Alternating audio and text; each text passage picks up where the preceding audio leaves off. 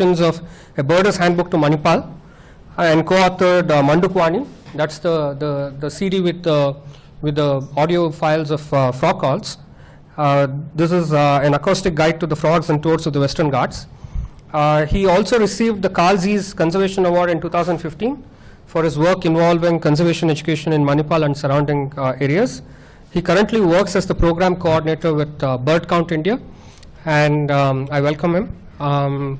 He's going to talk to us today about how to look at some of the difficult groups of birds, how to observe them in the field, and what to look for in terms of identifying them. Over to you. Thank you. First off, it's quite unlikely that you'll go back from this talk knowing anything about any bird in particular. I do not guarantee that you can identify anything at all after this. But what I want to focus on is how to look, not just look, probably how to see birds, right? A lot of the times now, I'll just continue with the presentation. But can you have the lights on? Yeah. I think from when I started bird watching about 12 or 13 years ago, I was guided by some very very active birders from the Delhi Bird Club, which is where I grew up.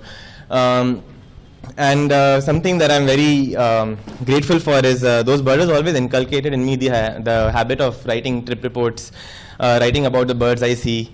And probably because at the time we didn't have a camera or anything, you only got a split second to observe as much as you could, right? Which is something we don't really have. We have the luxury of having cameras, so there's a lot more we can record and document afterwards. But I think no matter how long or how often you've been birding, there is always something. I go back to the basics of what I learned about 10 years ago or 12 years ago, and that is something that hasn't gone away. So again, the presentation isn't about a particular group of birds. Different people find different birds difficult, so it's very hard for me to, there's pipits, there's warblers, there's even cormorants in flight or something. I mean, the birds which are difficult could be anything, depending on the views you got or depending on how often you've seen it before and stuff like that. And so I just want to focus on how to see birds, right? And how to proceed, hopefully take a step towards identifying them, right? This will be quite, I want this to be interactive. I would like a few of you to come up and take part in some activities also through the talk. And so I hope your hands will rise when I expect them to, and you can come forward and probably carry out a few things. Yeah. First thing, you need to understand it's okay to not identify a bird. It's not about identifying a bird. A lot of us, in fact, I was thinking about this the other day. When I come back home after a morning session of bird watching, what makes me happy isn't that I identified a bird. I got to look at a bird, or I got to see what it was doing, or I got to understand it better. Or even if I identified it, it's a rare bird that others haven't seen. You know, there's a competitive streak and stuff, but it's never really, I don't come back and I'm like, yes, I identified it.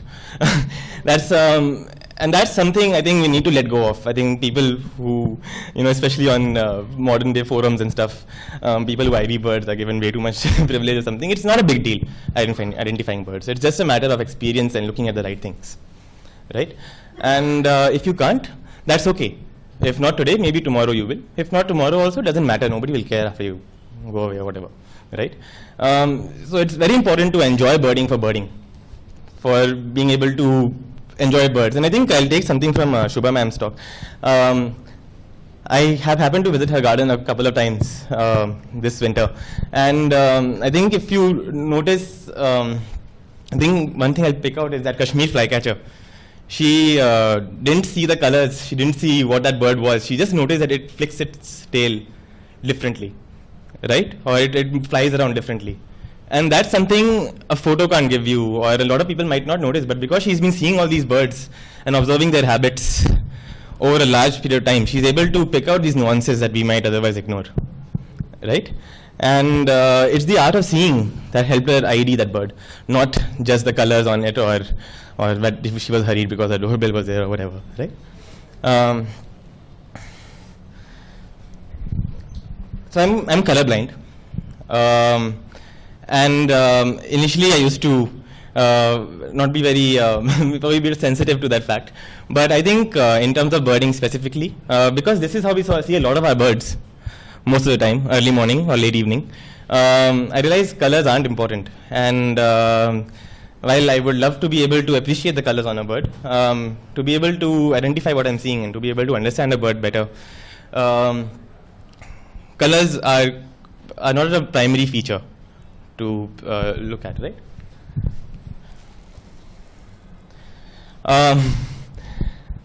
The most standard question out there on WhatsApp groups or Facebook forums, ID please, and the usual answer is, can you please provide date and location? Now, I think we all know, all of us have been birding for a bit, we all know what birds to expect from a particular area. We know there are some birds that come in the winter, some birds that are more active in the summer, more vocal perhaps. So date and location, I'm not going to elaborate on this as such, but are very important. I mean, if anybody's ever wondered why do they always ask for it, in fact I've had responses where I'm like, can't you tell me what bird this is without knowing where I was, right? Or what season I clicked this photo in. And the fact is, a lot of us, the more we bird, we're just, if you see a brown bird in June, it's more likely to be a paddy field pipit, but if you see a brown bird in December, it could be any of the difficult looking pipits, because we know there are more birds available. So it's something, I mean, that's important. Location, similarly, if you go to the Himalayas, you'd expect a grey tree-pie, whereas if you're in the Western Ghats, you might expect a white-bellied tree-pie, right? And this is, I mean, just simple example as to why these things are shouldn't be overlooked. But I'm not going to, again, elaborate on this. Just something that's important to note beforehand. Right. Can I have 2 people come up, please, if possible?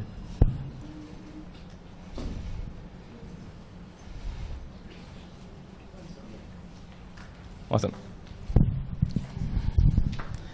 Now what I want to do is, hi, Sneha and Devika. Cool. So what I want Sneha and Devika to do is, I'll pick a random person in the crowd. Sorry about that. But I'm going to ask Sneha and Devika to give a description of the person I pick out. Right? So I'm going to pick out 4th row on this side, 2nd person. Okay, there you go. 2nd person from the left, right, from my left. So what I want you to do, Sneha, can you come up here?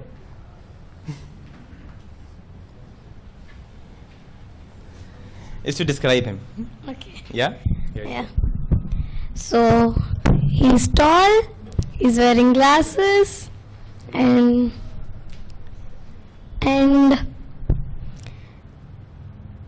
kind of fair complexion, and short hair. That's it. That's it? Yeah. Okay. What about you?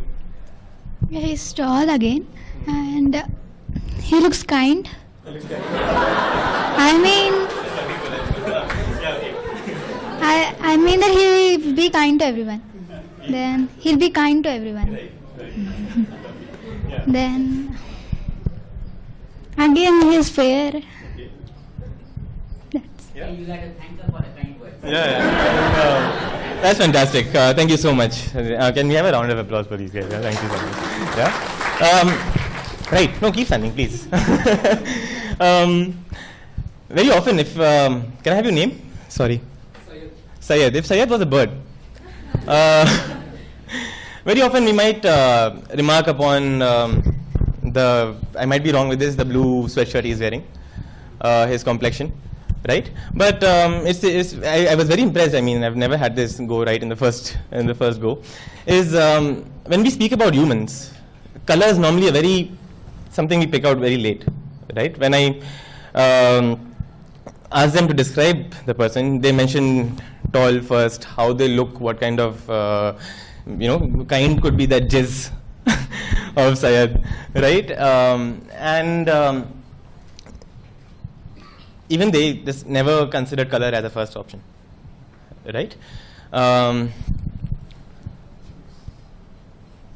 that's very important, because a lot of times I think describing a bird is down to how you describe a human being, right? If I see someone with pink hair, it's probably something that'll stand out, and I'll know straight away if you want to identify that person, he's got pink hair or she's got pink hair, right? But if I want to, let's say, describe my dad, I'll tell you he's short, probably middle average height for an Indian, right? He has a pattern on his face in terms of a mustache or a beard, right? He's slightly rotund around the belly, right?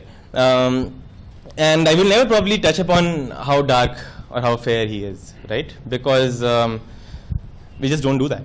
And I don't know why when a lot of my friends who don't watch birds come up to me, and the normally first thing they pick out is, hey, I saw a bird today, it had a bit of red somewhere, or a bit of black somewhere, or a bit of blue somewhere, and I have no idea what they're talking about.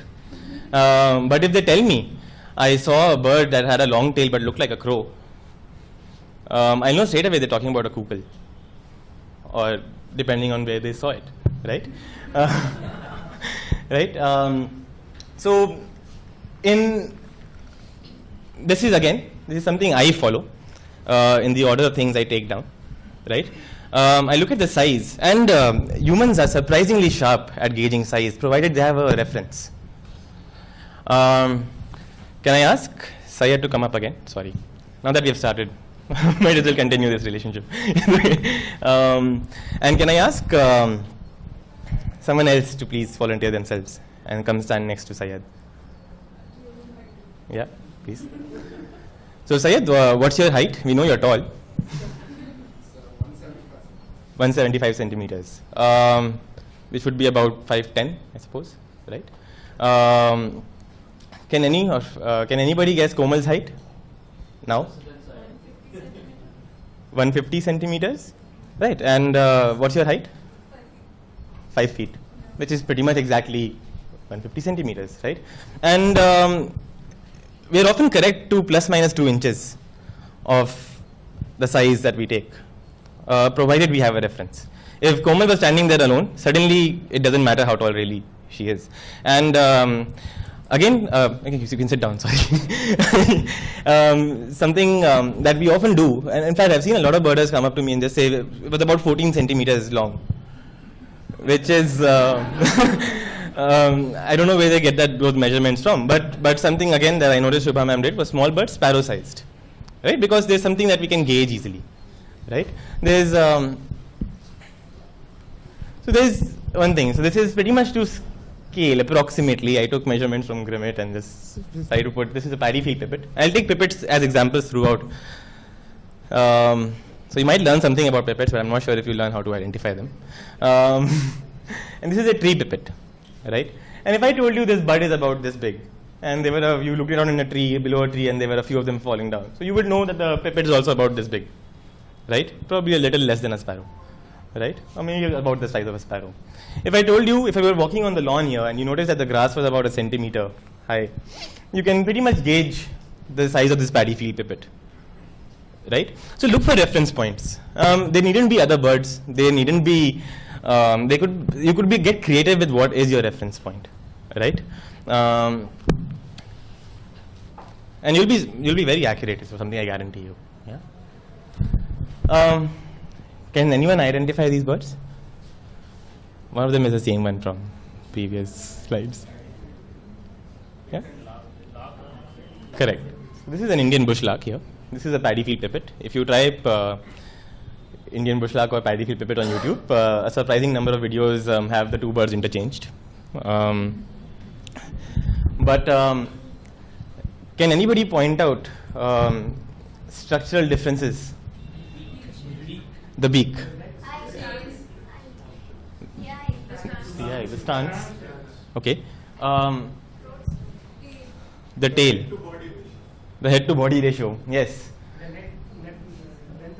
The neck seems a lot more slender on the pipit than on the lark. Correct. So they look the same, more or less. I can completely understand why people mistake the two of them, because in terms of color, at least to me, they look more or less the same, right? Which is obviously down to the fact that they are terrestrial birds and they move around in environments that look like them. But if you notice the structure, you are able to see the differences straight away, right? And I would have liked to give an example. You know, when you see a silhouette of a ibis, even though you can't see if it's what ibis it is, you can straight away tell it's an ibis. And that's something that comes naturally to us, to be able to notice structure. And yet we don't take it down as a key identification pointer, right? How round a bird looks. Sometimes actually, I don't have I often use these terms, like she used kind for Syed. A lot of birds that have pale lores don't have a line here, look very cute, you know. And a lot of birds, such as this one with that frown-like structure, looks mean, right? Looks a little angry, upset about being a bush lark, or and these are also pointers. Again, I think what's important to note is the pointers you choose to identify a bird are your own.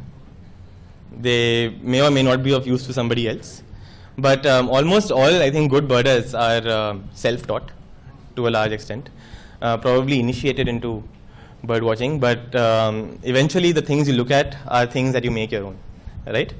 And another mistake I think we make is we try to look at what's being shown to us. You know, especially if I go to a new place, if I have a bird guide with me, or if I have a senior birder with me, they'll say, oh, it's this. And I'll try to look for features that make it that, right? I think the approach you need to take is look for features and that's it. You have an alternate way of looking at it, which is that you have a name to it, which may or may not be correct. But just notice the features that you're actually looking at, right? Behavior. So, okay, how many people have had trouble with identifying larks and pipits? Right? How many people have had trouble identifying larks from pipits?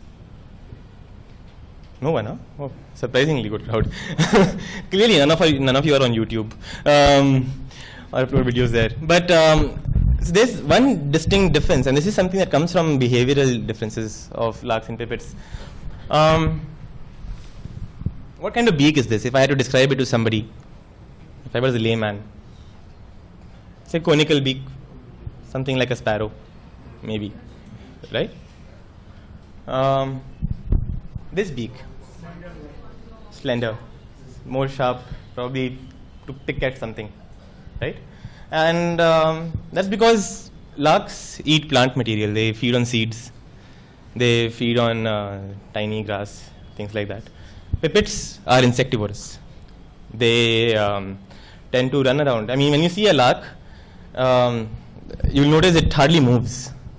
It keeps to one place, sits around at one place, and is normally very lethargic looking, very slow looking. Well, a pipit is energetically maybe around the same spot, but always hopping about, looks up, runs somewhere, goes down somewhere, right? And I'll show a couple of videos. So this is a short-toed lark, and just look at the movements and just general behavior of how it does things. Very small, just foraging for things which are already there. It doesn't need to be very quick.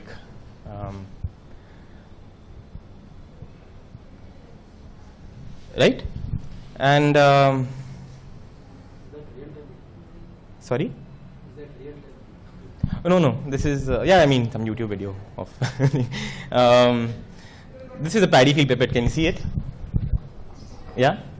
And see the movements straight away, right? Just generally more active, looking for things that might also run away from it or fly away from it. And if you just note the two behavioral qualities, you'll probably be able to tell a lark from a pipit better than anything else can tell you, right?